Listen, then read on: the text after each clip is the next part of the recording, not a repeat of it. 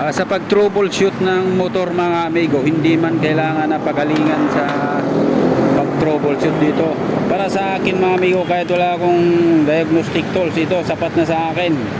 Kasi pag wiring lang problema nito mga amigo, kaya kong i-detect yung problema sa motor kung anong sira. Katulad nito, ayaw umandar, lumalagitik lang. Katulad nito, bago mo kalasin yung mga sira mga amigo, kailangan tumbukin mo na yung sira para ito lumalabas yung check engine kasi nakalabas yung 22. Dito lang yan sa starter air cleaner. Pag lumalagitik lang mga amigo, ibig sabihin buo yung connection nito. Dito ka maghanap ng sira sa ito. Ang gagawin mo lang mga amigo ay body ground mo lang yung test light.